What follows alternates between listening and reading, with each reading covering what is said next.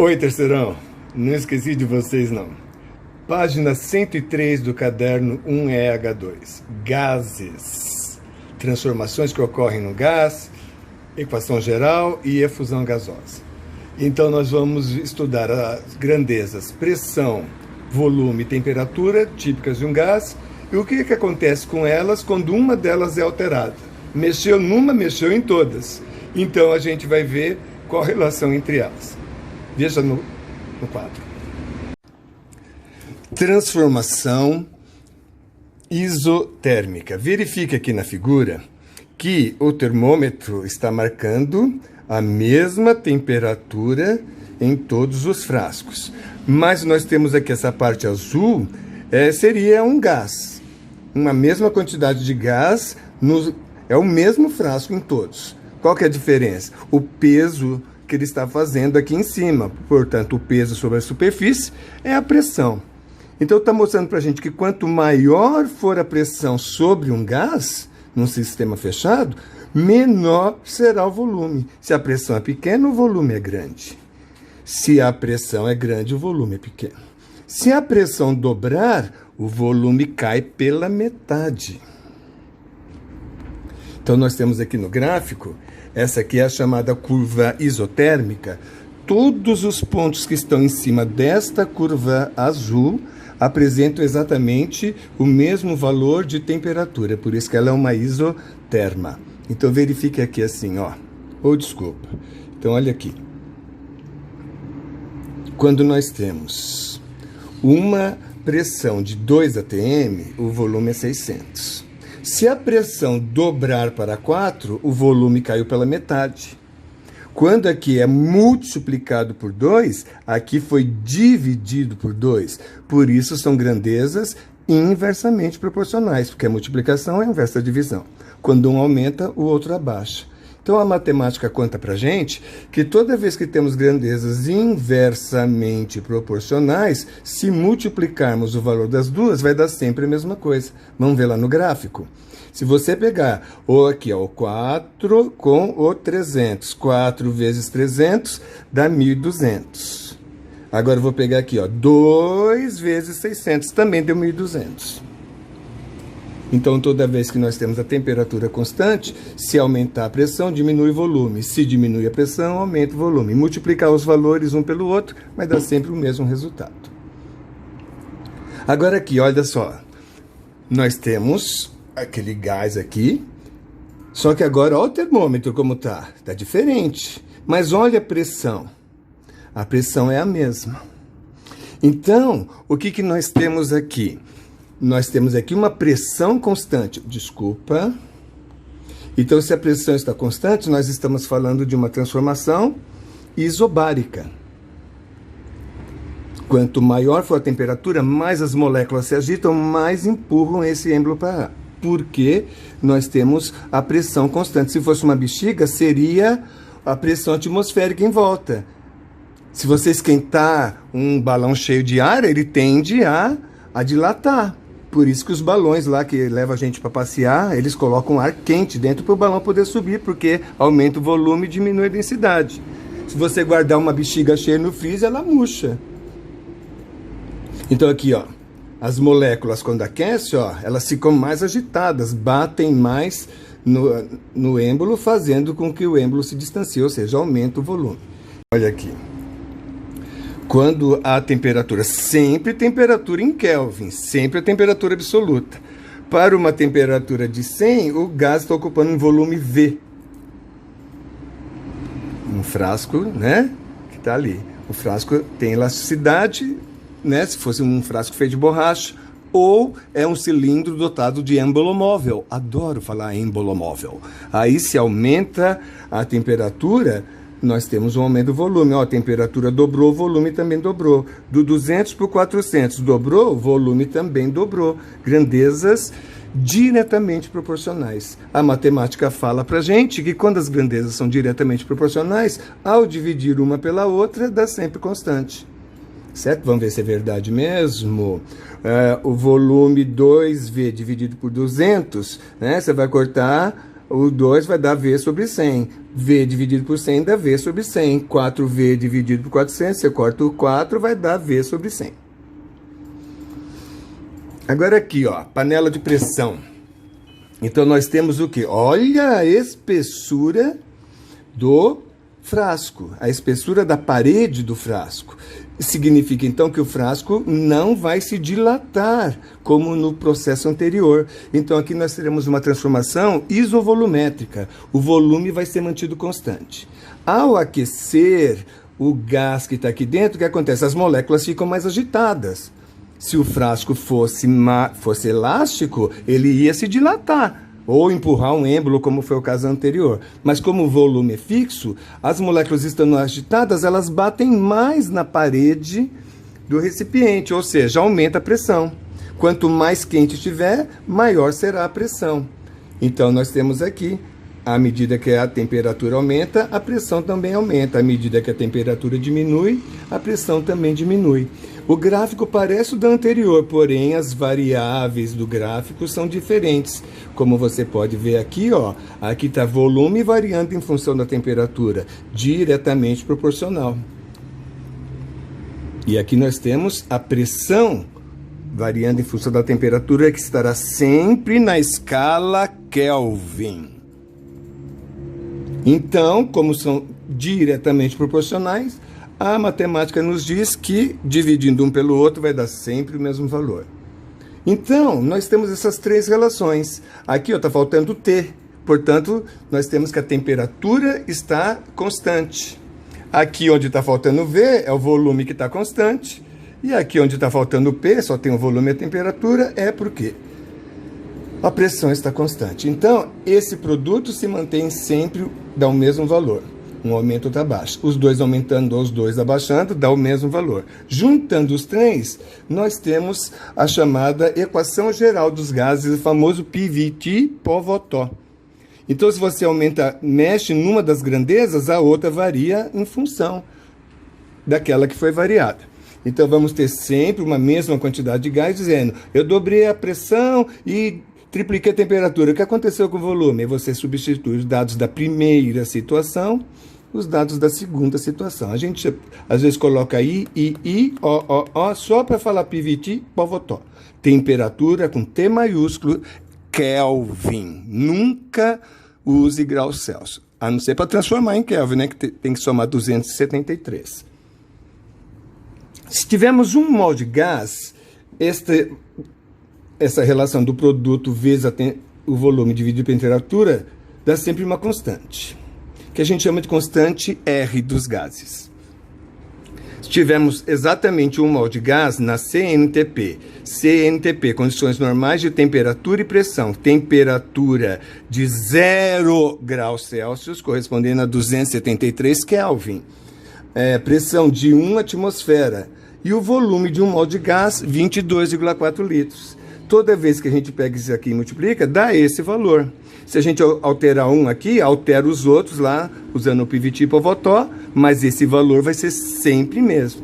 Então, se a gente usou a pressão em atmosfera, o volume, a constante R, vai ter o valor 0,082 atmosfera vezes litro, dividido por Kelvin para cada 1 mol.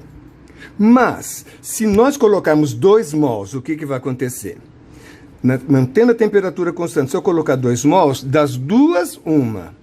Se o frasco for elástico, o volume vai dobrar. Aí isso aqui vai dar o dobro do valor. Se o frasco for igual a panela de pressão, que o volume é fixo, não dilata facilmente, então a pressão vai dobrar, dobrando esse valor. Então, para 1 mol de gás, o valor do P vezes V dividido por T é igual àquele R, 0,082 para 1 mol. Se eu tiver 2 mols, ou o volume dobra ou a pressão dobra. Se o volume dobra ou a pressão dobra, aqui daria 2R. Se eu tiver 3 mols de gás, o P vezes V dividido por T vai dar igual a 3 vezes R. Generalizando, se tivermos N mol de gás, o P vezes V dividido pela temperatura em Kelvin vai ser igual a N do número de mols vezes R. Está reconhecendo isso aqui de algum lugar, não está não? Se eu colocar a temperatura passando para esse lado de cá, nós teremos a famosa equação do gás ideal ou equação de estado do gás. Ninguém merece mol. Você pode substituir esse N aqui por aquela relação massa sobre a massa molar que você tem o número de mols. Nós vamos falar agora de efusão gasosa. Parece engraçado o que eu vou falar, mas é a passagem de gases através de um orifício. Interessa para a gente a velocidade com que esse gás passa. Você já viu que quando você respira hélio, fala com a voz fina. Por quê? Porque ele passa muito depressa nas cordas vocais. Se você respirar aqueles gases de buzina lá que faz fã, fã, fã, você vai falar com a voz de Satanás, a voz fica grossa, porque ele passa lentamente pelas cordas vocais, dando uma vibração de baixa frequência. Bom, vamos resumir o assunto. Interessa pra gente, que gás passa mais depressa por um orifício? O gás que for mais leve. Quem é mais leve voa mais rápido, quem é mais pesado vai mais devagar. A energia cinética de uma substância é a massa vezes o quadrado da velocidade dividido por 2. Olha aqui, ó, uma relação que quando um aumenta, o outro abaixa. Então, se a massa é pequena, a velocidade será alta. Se a massa é alta, a velocidade será pequena. Comparando dois gases A e B. Então, nós temos que a energia cinética do gás A é a massa do gás A vezes a velocidade ao quadrado do gás A dividido por 2. Para o gás B, a energia cinética do B, nós teremos que é essa relação, a massa do B vezes a velocidade ao quadrado do B, faltou eu escrever o B aqui, ó, dividido por 2. Numa mesma temperatura, os gases têm a mesma energia cinética. Então, a energia cinética sendo a mesma, na mesma temperatura, então a massa vezes o volume, a massa vezes a velocidade ao quadrado dividido por 2 é igual a da outra substância. Corto 2 com 2. A massa de um volume de gás. O volume dos gases depende só do número de mols. A massa do gás depende da massa molar do gás. Então, igualando essas duas grandezas, eu posso substituir a massa do gás pela massa molar do gás. Ou pela densidade, que também é relacionada uma coisa com a outra. Agora, pegando essa equação aqui, ó, a massa molar do gás A vezes a velocidade ao quadrado do gás A é igual à massa molar do gás B vezes a velocidade do gás B. Se a gente jogar quem é massa para um lado, quem é velocidade para o outro, então a gente vai ter a lei de Gram sobre a efusão gasosa. Você está vendo aqui, ó? Aqui está a raiz quadrada. Eu olho para essa fórmula, eu tenho tremedeira. Mas pensa bem, se você jogar o quadrado para cá, ficou velocidade ao quadrado, velocidade ao quadrado. E se você multiplicar em cruz, você vai ter aquela equação que eu tinha te mostrado, que é essa que veio de igualar isso daqui. Mas, a grosso modo, que precisa saber que é inverso. Quanto mais pesado é o gás, menor será a sua velocidade. Quanto mais leve as moléculas do gás, são as moléculas do gás, maior será a velocidade. Cadê onde é que nós vamos ver aqui agora? Um probleminha que eu vi uma vez num vestibular. Esse aqui é o chamado gás hilariante. Faz você rir. Tem massa molar de 44 gramas para cada mol. Do outro lado aqui eu tenho amônia, um gás irritante. Olha a lágrima saindo, faz a gente chorar, os olhos lacrimejam. 17 gramas por mol. A questão diz assim, uma pessoa está no centro de uma sala equidistante, ou seja, com a mesma distância de 2 pontos da sala. De um lado está sendo injetado nessa sala o óxido nitroso, que faz a pessoa rir, o gás hilariante. E do outro lado, a amônia, que faz a pessoa chorar. O que vai acontecer? A pessoa primeiro chora, depois ri, a pessoa primeiro ri, depois chora, não ri nem chora. O que vai acontecer? O gás que tem menor massa molar é mais rápido, então ele entra mais depressa por aqui, pelo orifício. Então a pessoa tem contato primeiro com o gás lacrimejante, então ela começa a chorar e depois ela começa a rir. Quem ri por último, ri melhor. Exercício número 1. Estamos aqui então na página 104. Um recipiente de volume constante contém 1 mol de gás na pressão de 1 atm e temperatura T. Se nesse recipiente forem introduzidos mais 2 mols de gás, na mesma temperatura, o volume é constante, o volume é constante, a temperatura é constante. Se tiver o triplo de mols de gás lá dentro, o que vai acontecer? A pressão vai ser o triplo, porque tinha um só. Se adicionaram 2, nós temos 2 mais 1, temos 3. Então, essa relação sempre existe, PV igual a nRT. Na primeira situação, igual 1 RT. Na segunda situação, igual a 3 RT. Divide um pelo outro. Ele pôs aqui uma pressão linha, porque é a nova pressão. Corta o volume com volume, porque é constante. O R é constante, constante, T e T. Então, a pressão final dividido pela pressão inicial vai ser igual a 3. Então, a pressão vai triplicar. Alternativa D. A questão número 2 da FUVEST. A velocidade com que o gás atravessa uma membrana é inversamente proporcional à raiz quadrada da sua massa molar, aquela lei de Graham.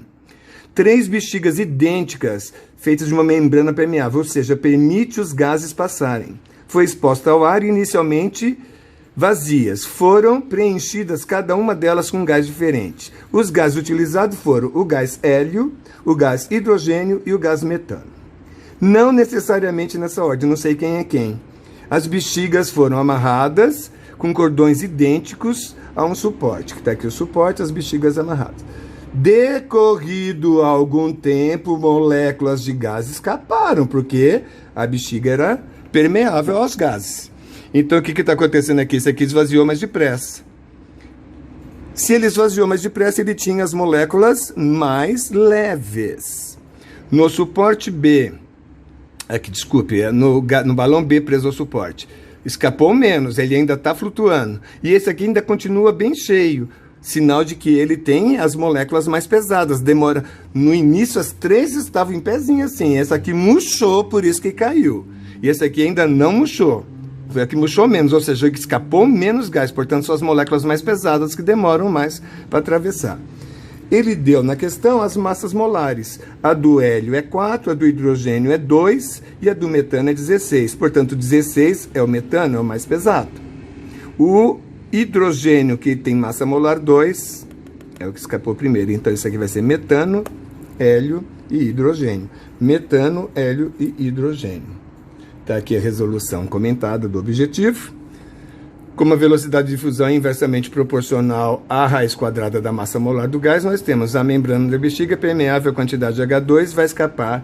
Então, aqui o H2, o gás que tinha massa mais leve, vai escapar. Ele está mostrando, ele te deu aqui a densidade média do ar, como 29, para mostrar, todos os gases aqui têm a massa molar abaixo de 29, então todos flutuam, mas com o balão vazio, que esvaziou rapidamente, o balão cai. Então, alternativa aí.